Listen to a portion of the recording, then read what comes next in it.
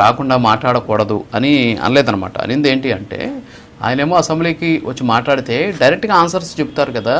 ఒక ప్రెస్ మీట్లో ఈయన మాట్లాడారు, వాళ్ళు ఏడో ఒక బహిరంగ సభలో మాట్లాడతారు, వాళ్ళు చెప్పిన ఆన్సర్కి మళ్ళీ ఈయన ఇక్కడ మాట్లాడతాడు. 2 రోజులకు వారం రోజులకు మళ్ళీ ప్రెస్ మీట్ పెడతారు జగన్మోహన్ రెడ్డి గారు. జగన్మోహన్ రెడ్డి గారు పెట్టినాక మళ్ళీ చంద్రబాబు నాయుడు గారు, మళ్ళీ లోకేష్ గారు మళ్ళీ ఏడో మాట్లాడతారు. ఇదెందుకు అసెంబ్లీకి వెళ్ళి మాట్లాడేస్తే అసలు ప్రభుత్వం ఏం చేస్తుంది అనేది ప్రజలకు తెలుస్తుంది కదా అనే ఉద్దేశంతో మాట్లాడింది. నాట్ ఓన్లీ జగన్మోహన్ రెడ్డి గారు ఇలా మాట్లాడుతున్నారని కాదు, అక్కడికి వెళ్తే వాస్తవాలు తెలుస్తాయి కదా.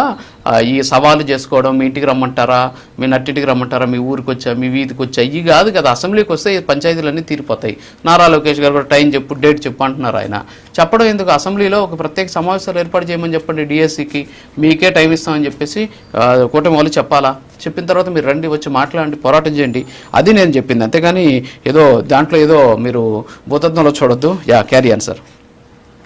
ఇప్పుడు ఎవరు ఎలా ప్రశ్నించాలి, ఏ తరహాలో ప్రశ్నించాలి అనేది రాజకీయ పార్టీలుగా ఎవరి శైలి వాళ్ళది, ఎవరి పద్ధతి వాళ్ళది.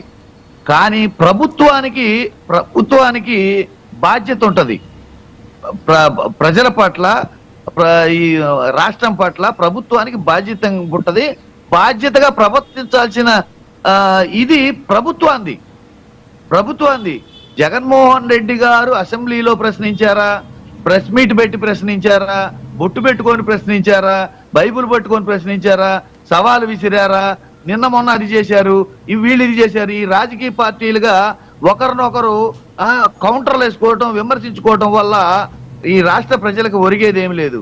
వాళ్ళ సమస్యలు తీరాలంటే, వాళ్ళ రాష్ట్రంలో ఇది జరగాలంటే ప్రభుత్వం బాధ్యతగా కార్యాచరణ ప్రకటించి బాధ్యతగా పని చేయాల్సి ఉంది.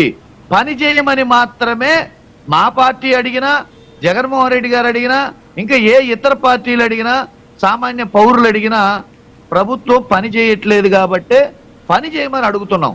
ఆ పని అడ్రస్ చేసి ఈ